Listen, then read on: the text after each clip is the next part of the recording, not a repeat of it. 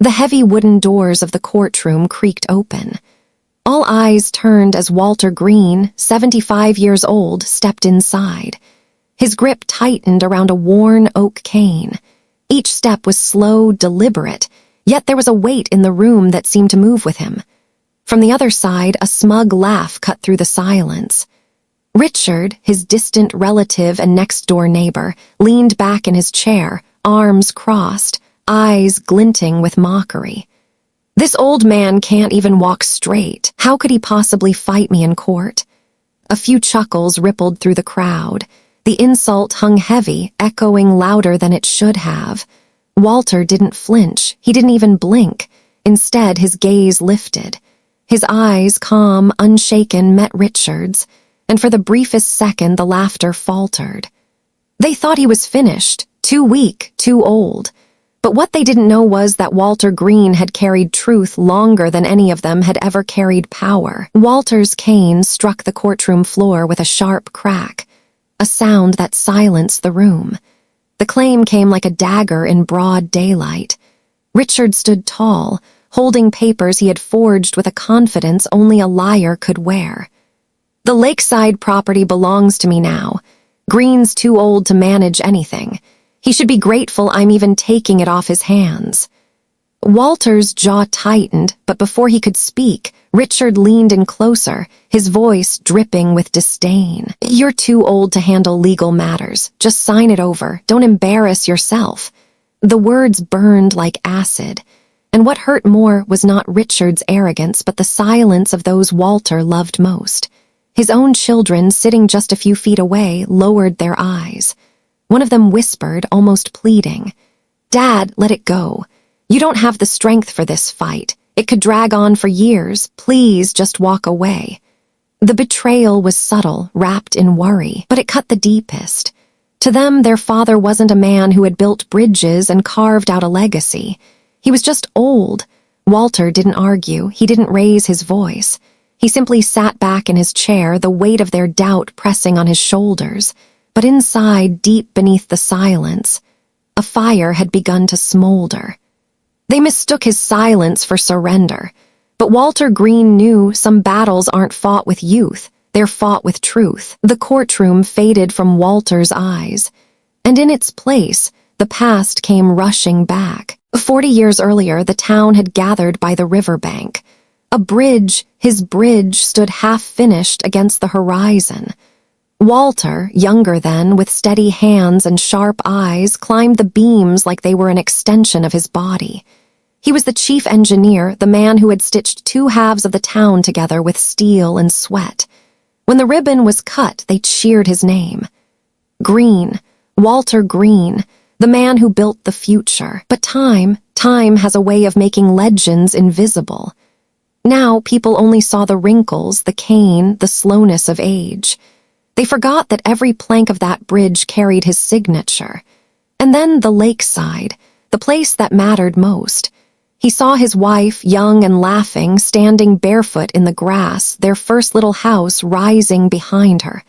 The lake shimmered in the Texas sun, a mirror of their beginnings.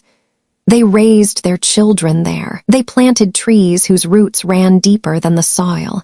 That land wasn't just acres. It was memory, identity, legacy. Walter's hand, resting on his cane in the present, trembled ever so slightly. Not from weakness, but from the sheer weight of what he was about to lose. It wasn't just land Richard tried to steal. It was the story of a man's life. A story Walter Greene refused to let anyone erase. Night draped over the small wooden house like a heavy cloak. The courtroom jeers, his children's doubts, Richard's smirk. They replayed in Walter's mind like a cruel echo. But instead of breaking him, they steeled him. Walter pulled a worn trunk from the corner of his bedroom. The hinges groaned as it opened, releasing the scent of cedar and years long gone. Inside lay the proof of a lifetime, a yellow deed, signed in his father's hand, sealed with an official stamp. Survey maps inked with the Greene name, marking every tree, every stone, every inch of the lakeside. A blackened white photograph, Him and his wife, smiling in front of a weathered sign, Greene family property. And beneath it all, the blueprints of the bridge, the one that still carried the whole town stamped with his name, Chief Engineer Walter Greene. His fingers brushed over each artifact, not with nostalgia, but with purpose. These were not just memories, they were weapons. The next day, quietly, he visited a young attorney in town, a sharp mind unjaded by politics. Together they spread the papers across the desk, a map of truth laid bare. "Mr. Greene," the lawyer whispered, eyes wide, this is undeniable. Walter only nodded. That night, standing before his mirror, he practiced. His reflection looked back at him, lines deep, hair silver, shoulders a little stooped. At first, his voice trembled.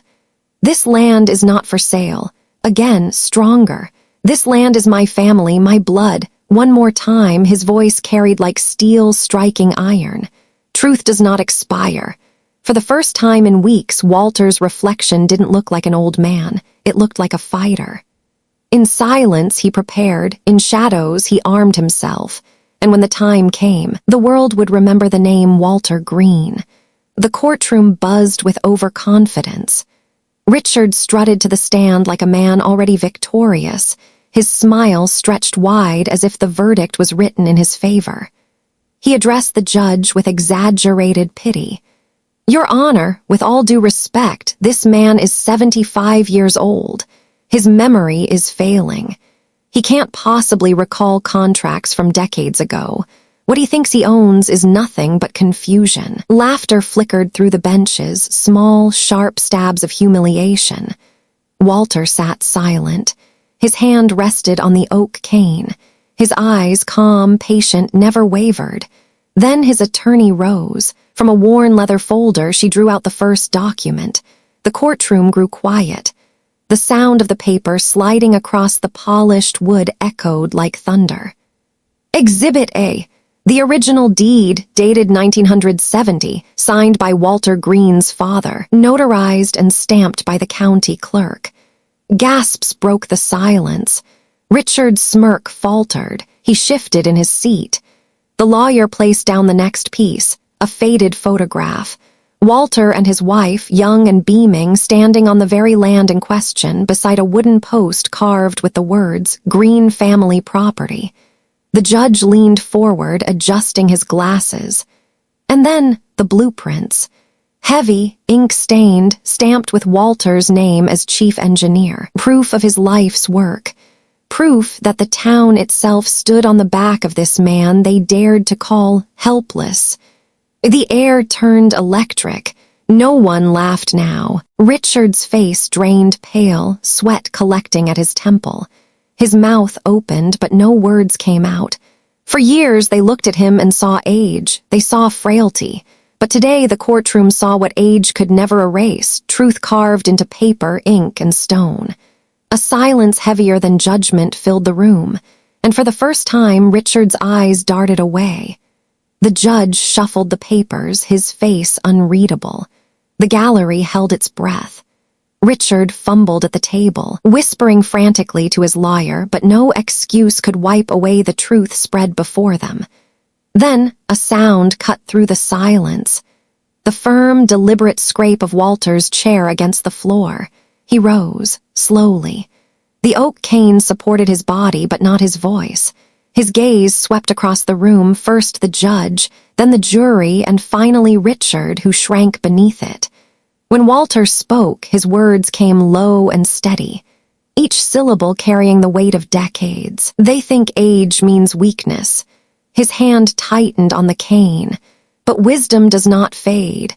A pause, the room was frozen, leaning into every word. Truth does not expire. His voice grew stronger, no longer trembling, but resonant, commanding. "And my dignity." Walter's eyes locked on Richard, cold and unwavering. "Is not for sale." The words struck like a gavel themselves. Richard's face flushed red, his lips quivering as he tried to respond, but nothing came. The entire courtroom stared at him, waiting, watching, as silence devoured his arrogance. For the first time, Richard looked small. In that moment, Walter Greene didn't just defend his land, he reclaimed his voice, a voice that could not be mocked, erased, or bought. The courtroom was no longer laughing, it was listening. The judge's gavel struck once. The sharp crack echoed through the courtroom like thunder after a storm. His voice rang steady. This court recognizes Walter Greene as the rightful owner of the lakeside property. Richard, you are ordered to vacate immediately and cover all legal costs incurred. For a heartbeat, the room was silent. Then, a ripple of whispers swept across the benches, swelling into a wave of applause that no one could suppress. Richard's face collapsed. The smug smile he wore so easily was gone, replaced by a pallor that spoke louder than words. He lowered his head, avoiding the eyes that once watched him with amusement. Walter stood still, calm as stone. He didn't gloat, he didn't even smile. The victory was not about humiliation, it was about truth. Then he felt arms wrap around him. His children, tears streaming, clung to him as if they were seeing their father for the first time. "Dad, we were wrong," one whispered through sobs. "We should have believed in you." Walter rested a weathered hand on their shoulders, his voice soft but unyielding. Never underestimate the strength of someone who has carried truth for a lifetime. The room, once filled with doubt and laughter, now stood in awe of him. Justice was served. But more than that, dignity, long overlooked, was restored.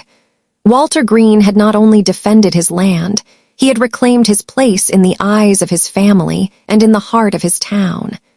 The sun dipped low over the Texas horizon, painting the lake in strokes of gold and crimson. Walter Greene sat on a weathered wooden bench by the water's edge, the same bench he had built with his own hands decades ago. Beside him, resting gently in his lap, was a framed photograph. His wife, smiling, her eyes alight with the same warmth the lake reflected back at him now. A soft breeze carried the scent of cedar and earth. The land was quiet, his land. Behind him, a freshly restored wooden sign stood firm, carved deep with proud letters. Greene Family Estate. Walter traced the edges of the photo with his thumb. For a moment, the weight of 75 years fell away. All that remained was the man who had fought not for money, not for pride, but for memory, love, and truth. He leaned back, watching the ripples spread across the lake, his reflection trembling on the water but his spirit unshaken. He thought Walter Greene was helpless at 75, but in court the judge saw the truth, and the truth will always stand. The camera fades on Walter, silhouetted against the glowing lake, a lone figure, but not alone. His wife's laughter seemed to ride the wind, mingling with the water, eternal as the land he fought for.